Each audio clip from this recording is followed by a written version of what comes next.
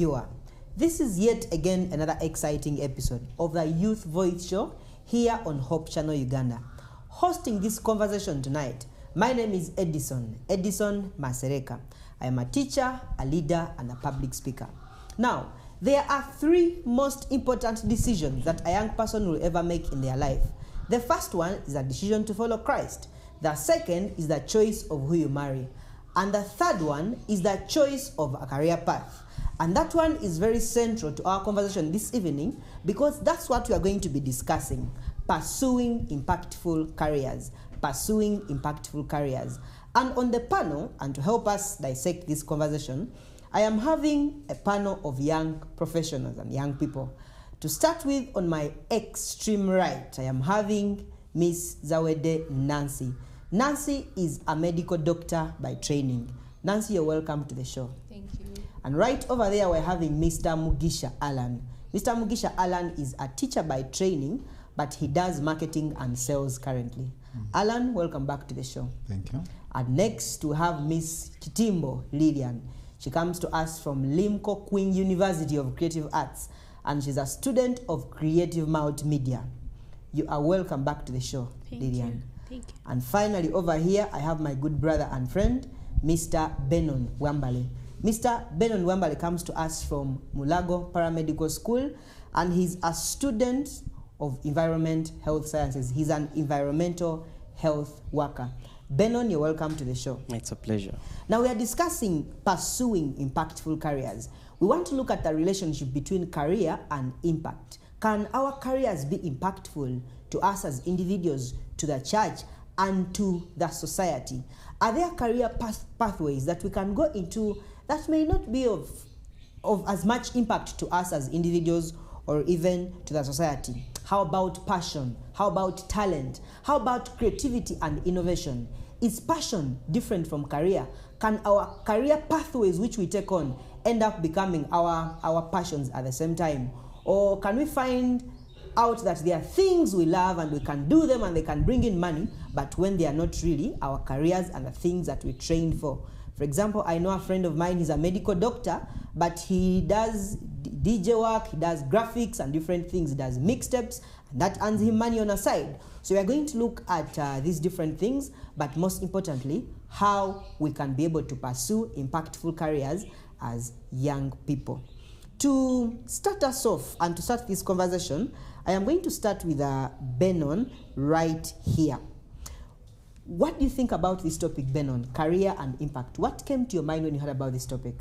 Well, when I heard about this topic, impacting career, I thought about the choices we make as we are going into higher levels of education, and it took me away to a decision I made. Personally, I didn't love what I went to do. I was just told that there are gaps there when you do this. When you go for this part, there are people are looking for jobs. People are looking for people to work. Yeah, but then when I went further to study, the story was different. Yeah, so choosing a career is something that is important, and it's something that should align with your passion. Yes, thank you very much. And perhaps Benon's story speaks to the stories of so many other young people out there. That most of us end up doing careers because, you know, that's what our parents want to do. Or maybe that's what is selling as a hot cake. That's what has higher chances of you getting a job. How about Nancy? Did you want to become a doctor? Yes, I was that child who you ask, what do you want to be a doctor? Why? To help people. So yes. So you had impact at the back of your mind from the very word go. Impact as a child, I couldn't define that. But when I look back, maybe I had that. Okay. Yeah. Thank you. Alan, Yes, you please. trained as a teacher, and right now you're doing marketing and sales. Yeah. Talk about that. First of all, you first asked a question in line with what a career means to me. A career, to me, it would mean combining these three things. You put your goals in place, you put your ambitions and your passions in the same place, in the same thing, to propel yourself forward. When you ask the question, if at all it was a passion at that time, yes, it was. Actually, I'm one person from when I was in senior 2. I always wanted to be in front. passing on knowledge. But along the way, after my training or professional teaching, my priorities changed along the way. And I had to do what was best for me, what could propel me further in the moment. So that's why I switched to where I am right now, where I'm working with RailNet services, and I'm doing what I love at Interesting. the moment. Thank you. Yes, Lilian, what's the side of the story? Me, when I was growing up, I wanted to become an accountant. And wherever my mom could ask me, what do you want to become? I was like, I want to be an accountant. Because wherever I could go, I'd hear the thing, money, money, money, money, money. And they would always say that money is always in the bag.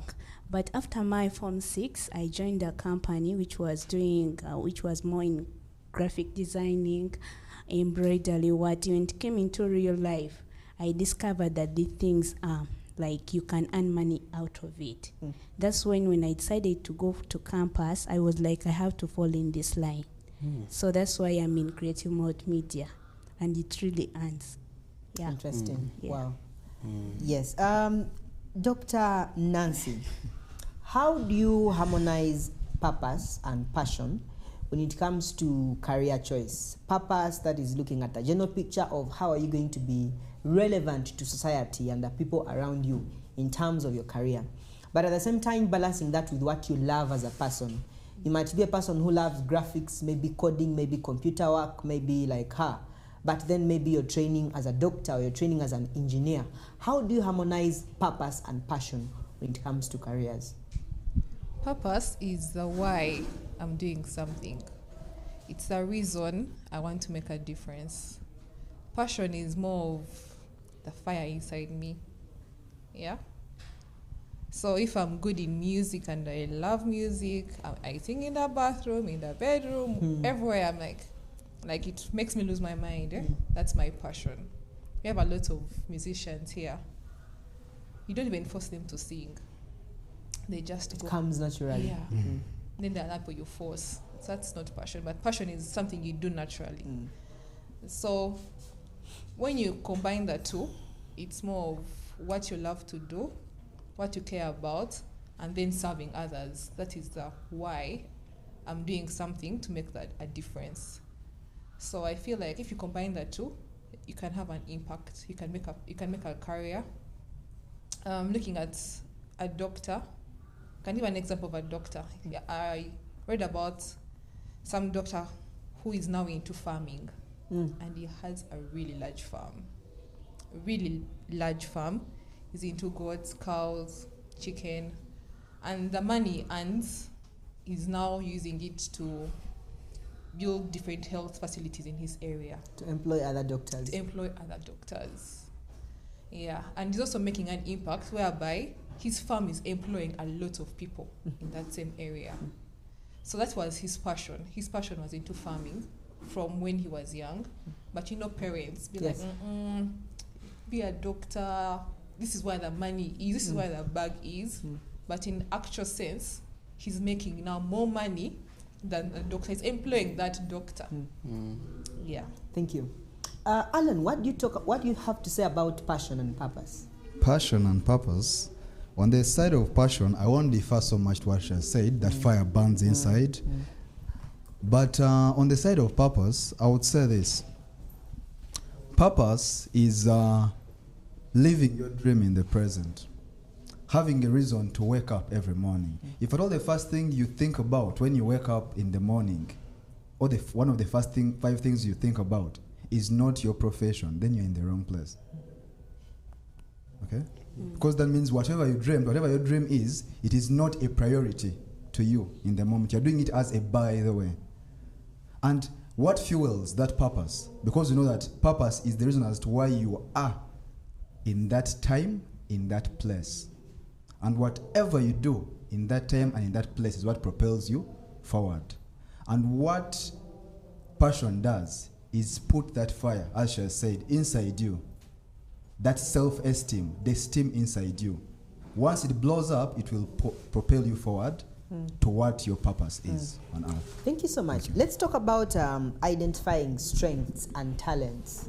For example, how did I know I would not make a doctor, in as much as that's what my parents wanted me to become? I realized my eye and hand coordination was really weak. I was poor at using both of all my fingers concurrently. It was quite hard for me. So I realized, for example, I can't really play a keyboard, something like that. And a doctor needs a very high level of precision between the eyes and the hands, something like that. So when I looked at that from a young age, I knew this is not my thing, in as much as it's what my parents would have wanted me to do. So how do we harmonize identifying our strengths and talents, and you know what, this is actually what is good for me?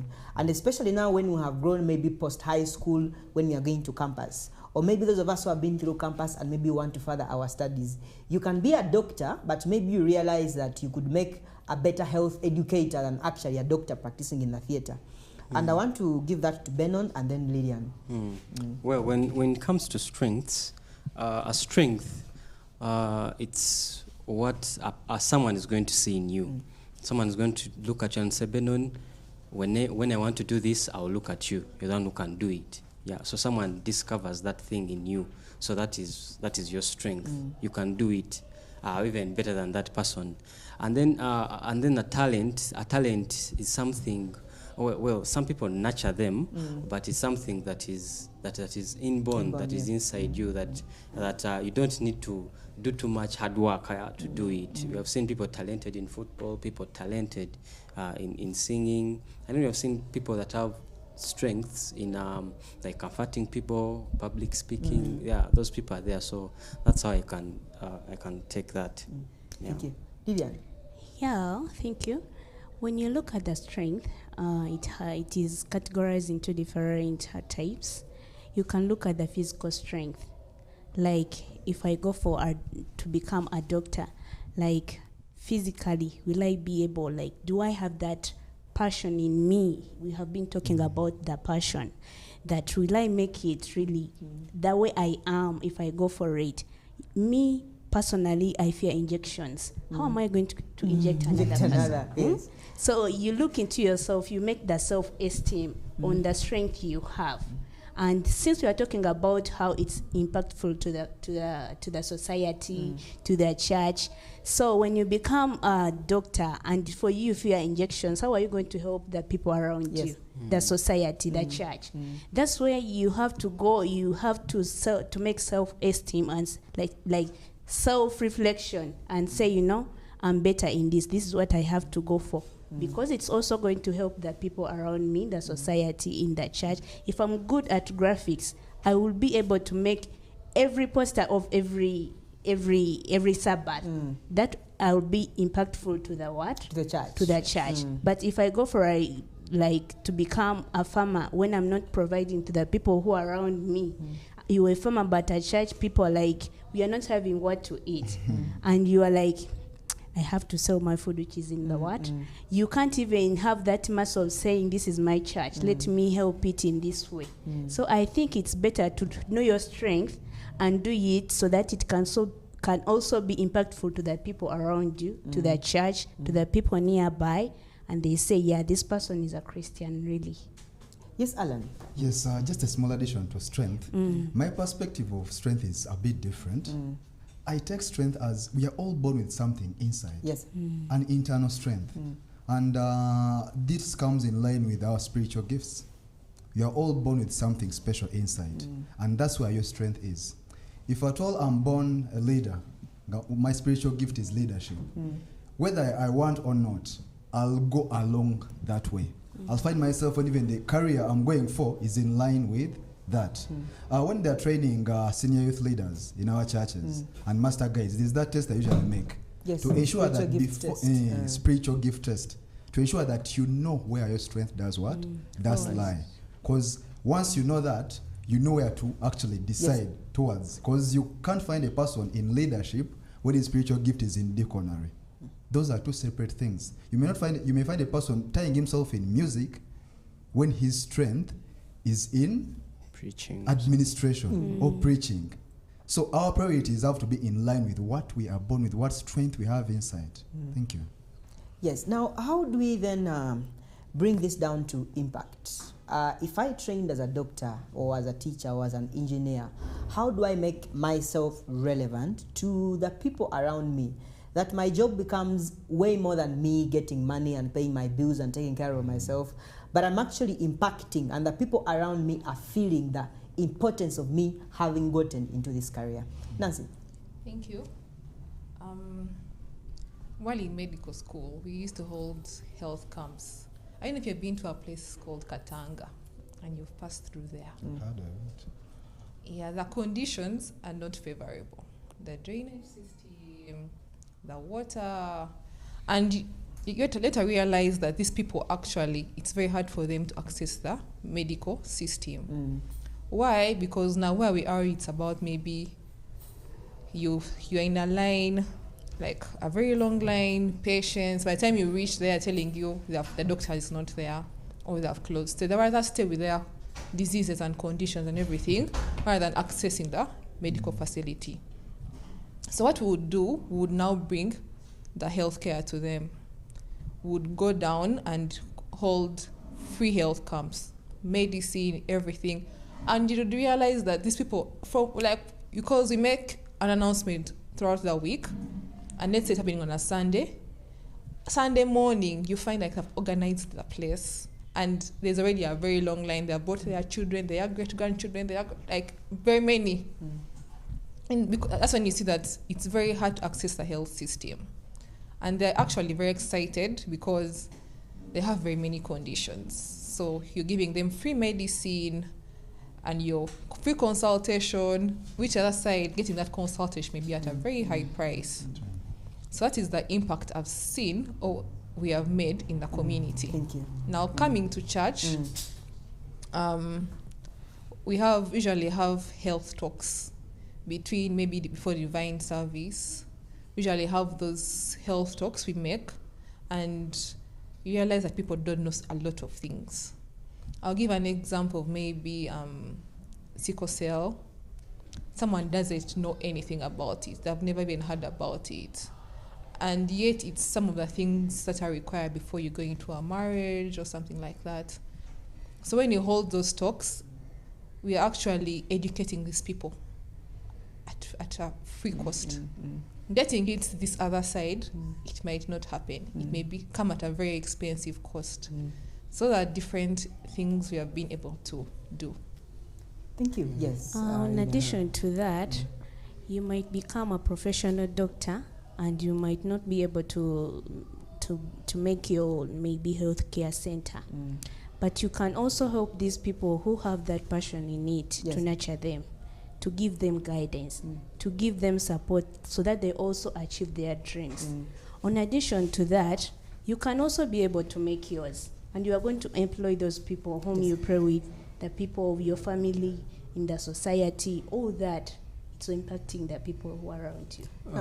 And maybe before you come in, Benon, to that gentleman, Alan and Benon, as maybe gentlemen or as young people, how do we balance chasing the bag, wanting to enrich ourselves and all this vis-a-vis being of impact to people?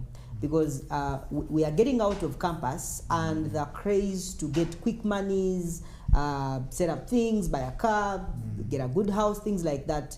It's easy for us to focus on these things and we forget about impact, we forget about people, we forget about how we can become relevant to the people around us and society at large.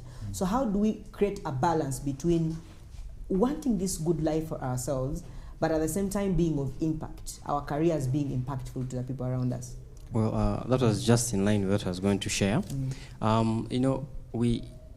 We think what we have been told is that when you pursue a career, is that the main aim is income.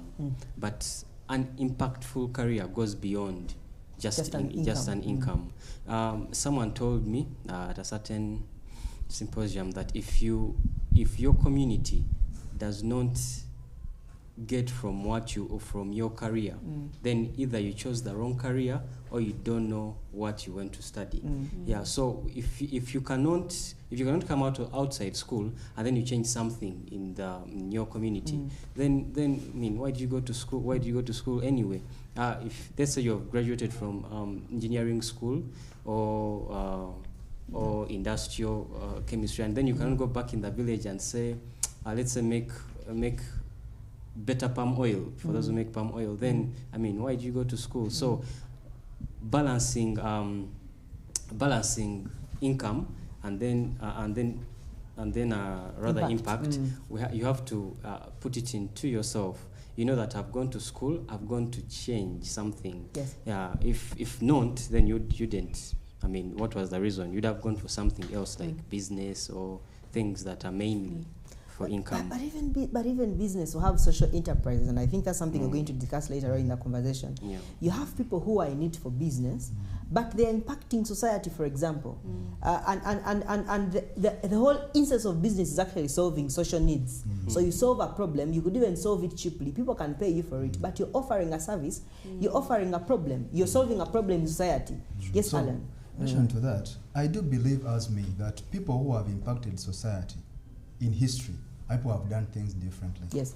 The Bible in Matthew 5:14 tells us not to conform to the world.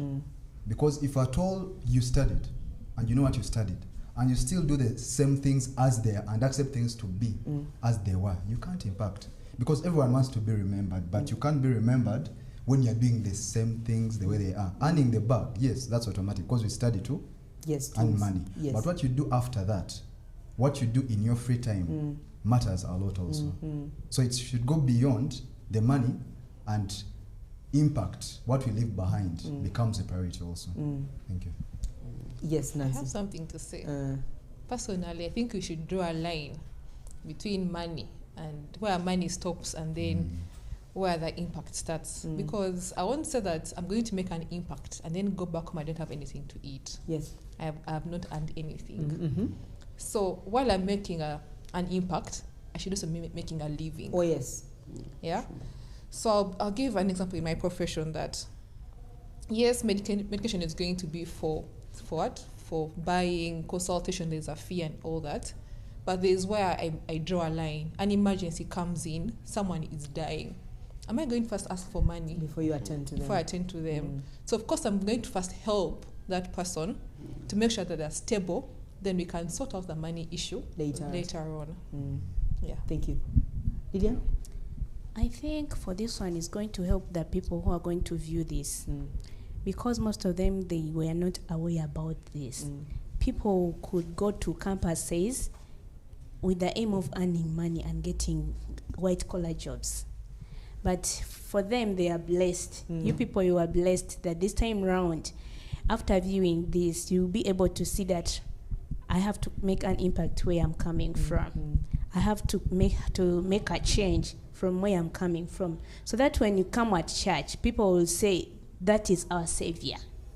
We are going to overcome this, because for that person can support the people who are in that field. That person can do something which another person in the same field cannot do. I think this is going to be very helpful to them all.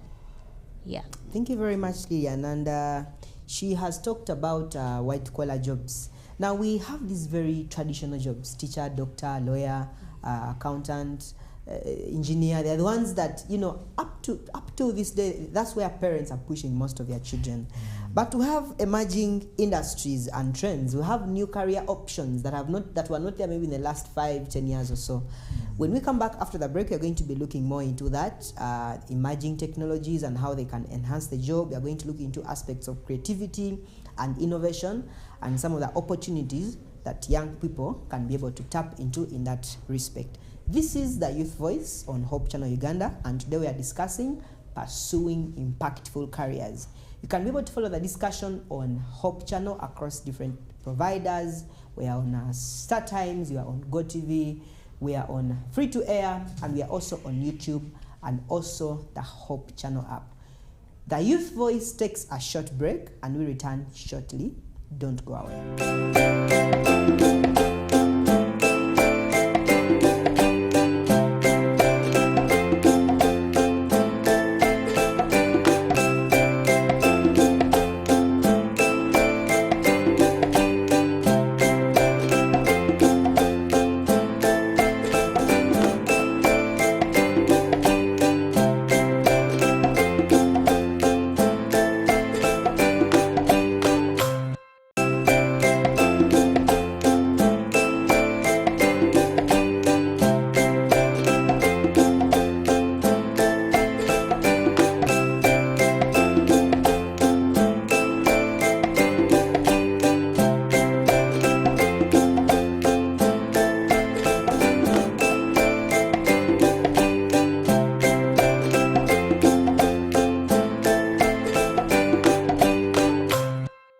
Welcome back from that short break, and this is the Youth Voice Show on Hope Channel Uganda. And today we are discussing pursuing impactful careers. We want to see as young people, how can we be able to pursue careers that won't be just beneficial to us, but also to the society around us, the church, and the community at large. Before we went for the break, we had looked at aspects of career and impact, and how our careers can create impact to society, and how we can also be able to identify our strengths and talents, and how we can harmonize passion and purpose in pursuing of our careers. Now, I want us to talk about the different career options that are open to young people, and especially the move from the traditional to some of these emerging careers and trends. There are some career pathways that we hear about today that we never used to hear about maybe some 5 or 10 years ago. They were not there. We have moved from the traditional ones. But unfortunately, we still have very many parents and young people who are so stuck in that. They think medical school is the thing. Engineering school is the thing. Becoming an accountant, becoming a lawyer, something like that. And when you tell young people some of these things that can help them, where they can easily transit and make a living, they don't want to hear about that. How do we move from the traditional and we embrace some of these emerging trends? I'm going to start with Lillian, who is studying creative multimedia. That's something I never heard about 10 years ago. 10 years is so far. Okay, now that course, wherever I tell it to people, they come to ask me, is that course also offered at universities? And I'm like, yeah, where I am is the course which I'm pursuing, like the career where I'm looking for, that's what I'm in. And people are like, mainly what is in it? Because it's something like creative and multimedia, not creative media, but multimedia. This is where things come in, like practically, like when you can do money, you can make money from home. This is where the AIs comes in, the artificial intelligence is, where you can sit in your room, in your bedroom, in your sitting room and make money online. When I talk about the softwares we are maybe handling, when I talk about the Maya, you'll not come to know the Maya because I think I'm the only one who knows the animations, the what. This is where you can be even in the bedroom. You are seated somewhere, you can sit under the tree, you design something, you put it online, and people are going to look for you internationally.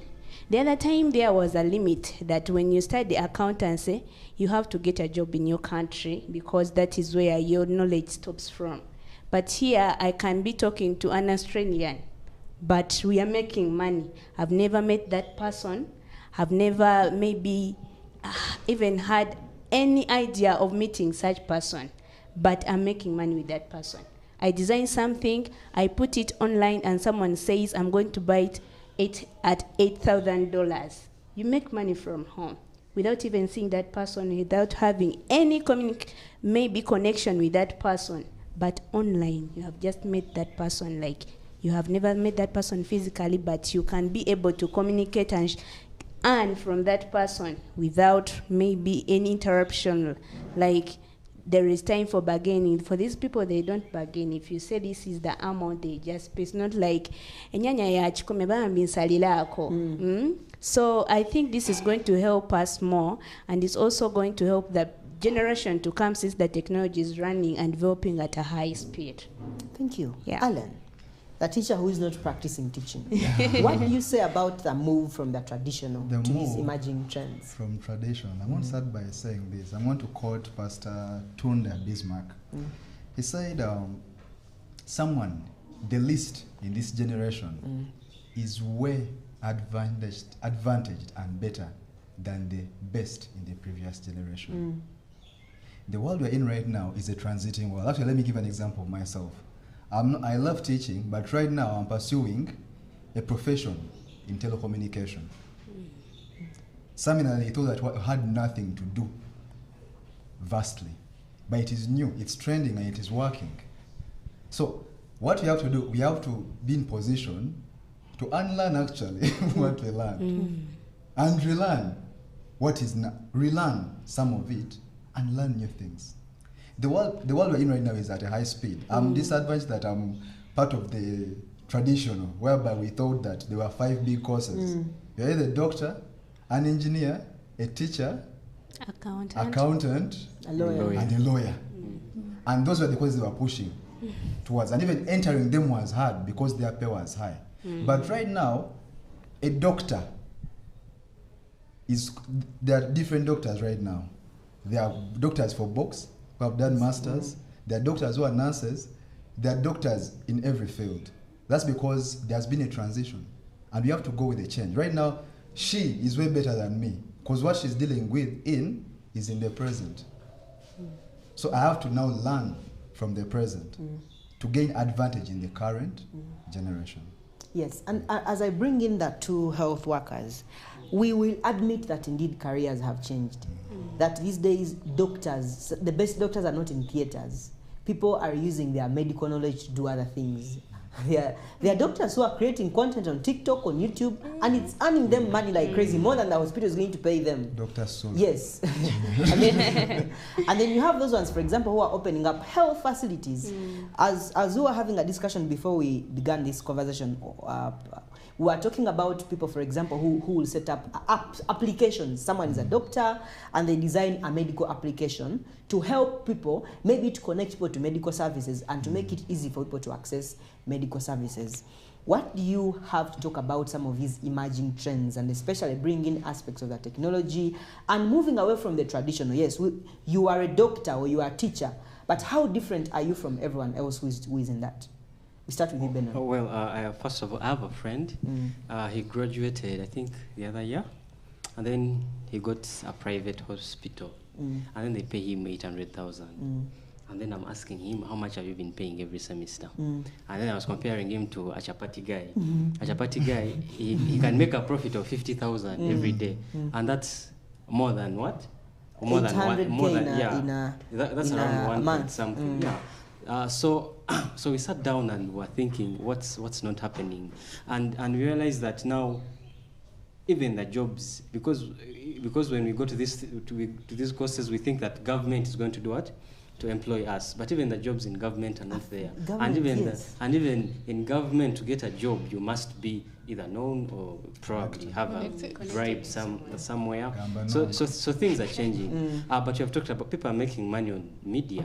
Yeah, someone has very many followers on TikTok and is earning, is making endorsements that are paying. Or someone is on YouTube teaching people about health. And they're earning money. Yeah, exactly. So when I come to my part, environmental health bit, people are now being innovative. People are making tiles from waste. People are making pavement bricks. Yes, from bottles, and they are selling them. So we have to sit down. We have to sit down and rethink, like you said, rethink these careers and how we can self-employ ourselves using our careers. Yeah. Yes, Nancy, from Benon's submission about the transiting from the traditional careers into the emerging trends and careers, what do you have to say? Thank you. So 10 years ago, maybe, he'd be like one doctor in a very big area or county, and you realize that it was those people who would come to you because you're the only doctor. Now, how many doctors are there per now? In that, I can say that. So right now, it's more of us reaching out to the people or going there and making an impact as well as earning something. So right now what we are seeing is that since technology has come on board, so we have different doctors moving with that trend. I'll give an example of First Pharmacy or maybe other different pharmacies, whereby before, earlier on, it was people to come for the medicine, to come for any medicine they want. Right now you order online and those drugs are delivered to you. There are those big facilities whereby before you reach to the doctor, they have to first input your problem and they see which doctor they connect you to. So that's where the trend has brought us in this healthcare system. Yeah. So yeah, you realize that the people are breaking loose from the traditional approaches, and in most of these careers, be it engineering, be it architecture, be it education, the people who are making big money, the people who are creating more impact, are people who are not doing it traditionally. It's people who are innovating and creating things and not doing things the way everyone else has been doing them. Because, for example, I am a teacher, but there are thousands of other teachers who can do what I am doing. So what is setting me apart?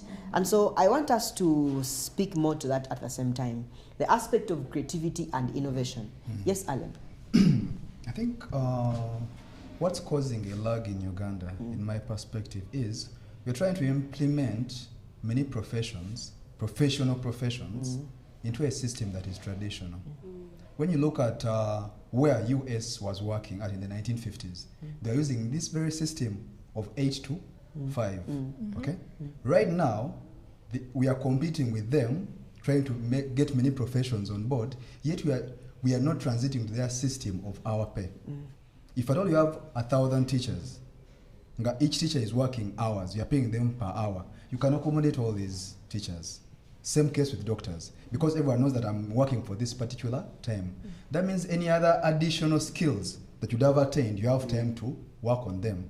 Whereby you as a person, you have time for yourself, you have time to navigate even other ventures. You'll find a doctor in the US who is a web designer and is also, let me say, an entrepreneur at the same time. And he has time for everything, and everything is paying them.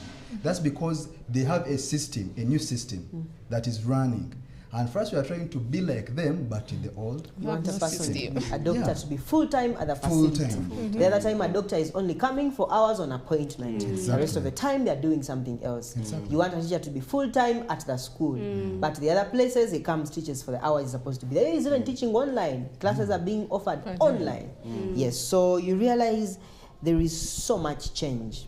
Let's talk about entrepreneurship and innovation. You realize that in most of these careers, are people who are making big monies, are people who are creating things, coming up with innovations to solve social problems. He talked about the issue of people recycling, maybe plastics to make pavers, to make different things, tiles. to construction materials, tires, and things like that. As young people, how do we be able to think in that aspect? And we move from the traditional of thinking, okay, I studied, I'm waiting to get a job. Our universities are producing, we have over 50 universities in Uganda right now, producing hundreds of thousands of graduates every year. How do we go into innovation and creativity? What we should first know, everyone outside there, that now the richest men on this earth, they are selling something. Everyone is selling something. It can be it's cars, technology, foodstuffs. So entrepreneurship is now the way to go. You can sell, you can sell anything. So what I can advise, if I was my 18, if I was in my 18, what I would advise myself again is that I should make sure that I have something that can earn for me even when I'm sleeping. Something that is going to earn for me where I don't need someone to tell me that I'm going to pay you this, I'm going to do this for you. So we should work so hard to have that ownership and be our own bosses, if I can say that right. Yeah. So we should strive so much to go into that sector. That's why the church these days, when you go to any company and what, there are skills there. You have to learn this. You have to learn mushrooms. You have to learn shoes. You have to learn so that you can have something. You're going to do what? For yourself. You're going to sell. Yeah. So I think we should channel our minds to entrepreneurship. Yeah. Thank you. Yes, I Ina. think this comes in and ask yourself what makes me different from other people. If it comes to innovation, like you can compare it with branding. You might find out that some hospitals or like pharmacies are using envelopes, and for you develop an idea of using tins, which can keep something for some good long time. That one can make a person choose yours minus choosing the other one. And this is where we are saying some medical facilities putting the swings for the kids, Yes. when maybe they are treating the dad so that the dad, like the kid doesn't disturb the dad in that process. They give that person, the child is like, I always want to go to the other hospital where there are swings. You might find out for you when you're welcoming your client, you make juice. Maybe when that person comes, you welcome him with a what? With a juice. He'll get inspired and say, hey, this person is different. They are doing this, they are in the same field, but the way he handles the clients, the customers, makes it to be attractive. So he always refer you to those people. The things you design, how are they different from other people's things? Yeah. And she speaks about something very, very important, that from this big pool of everyone doing the same things that you do, what makes you different and outstanding? Why would your client refer you to another person to do business with you? Or why would your patient refer you to another to do business with you, to come to for your services? Yes, Alan? Innovation and creativity requires a certain level of understanding of what you're doing. If at all you are still teaching to get paid, you will stay teaching to get paid. But if all you put in your mind that, how can I get paid more? Your mind will open up. The person who invented a scooter was tired of using a motorbike. Okay? That's why he was like, let me create something that is easy. You know, people buy what is comfortable. How do I make traveling more comfortable at a less cost? He made a scooter that people are buying more than even bikes sometimes in some countries, like India. Okay? So, innovation has to you first put yourself in a position whereby, how do I know more about this than everyone else knows? Thank you. As we wrap up the conversation, I want us to talk about career challenges and setbacks. Things like fear and doubt, rejection and failure. We've been talking about networks. What if you're not connected? No one knows you. How do you navigate some of these challenges professionally? Yes, we're going to start with Nancy. Thank you. For the fact of fear and doubt, you first have to acknowledge it. Don't cover it up or suppress it or just leave it there. Acknowledge that I have these fears, I have these doubts. When I was coming into the medical profession, you think it's soap, maybe just served on a silver platter, like everything is just there. But getting into contact with someone's blood, or having that person in front of you and you're the one who decides here that this is you're going to do this procedure, or we're going to insert this medicine and all that is challenging. But what if you don't overcome that fear? That means you're putting this person's life in danger. Yes. So if I acknowledge that fear and then take an action towards it, then maybe I can overcome it, because we're all not born for these things. That I was born to work on someone's blood, or open someone's mouth and I look into the person's mouth, all that. But we have those fears we have to work upon. Yes, then Alan, in 30 seconds because of time. A lot of challenges are out there. There's no career that doesn't have challenges, but the willingness to face it, and not only just face it, but tackle it, is what differentiates a usual career holder or profession from someone who can innovate an easier way to handle that profession. Yes, thank you. Me, I have two ways of overcoming all that. First of all, you as a person, you have to be flexible. You don't be that person that, for me, I'm just settled here. I'll not do this, but the clients will find me here. Then another thing, get involved in conferences for networking. Oh, yes. Get involved in seminars. Make sure that you connect with professional networking bodies. Look for guidance. Those people who have experience in it to mentor you and to make you a great person. Yeah. Thank you so much, Beno. Yeah, when you talk to our mentors, they'll tell you that they've been rejected very many times. They've been, turned down very many times. But then your resilience, like what you're going to put into what you want to achieve, also gives you an added advantage. So how to overcome such challenges, that we have to be resilient and also don't be afraid to take risks. Yeah. Thank you so much, ladies and gentlemen, for having been part of this conversation. And I believe that our viewers out there have learned something in regards to how we can pursue impactful careers and how we can make our careers of benefit to us, the society, the church, and the country at large.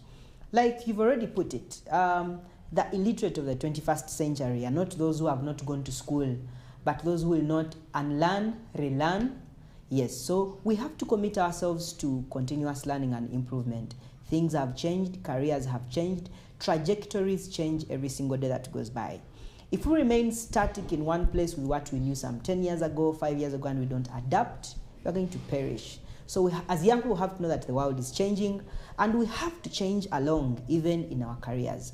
Go out there, create things, innovate things, challenge the norm, and do things differently from someone else. And perhaps if we do that, we are going to be more impactful in our careers. This is the Youth Voice Show on Hope Channel Uganda. And thank you so much for having stayed with us up to this time. We have been discussing pursuing impactful careers. We're going to end it here, and thank you so much for having stayed with us. From myself and the rest of the team here at Hope Channel Uganda, my name is Edison Masereka. See you next time.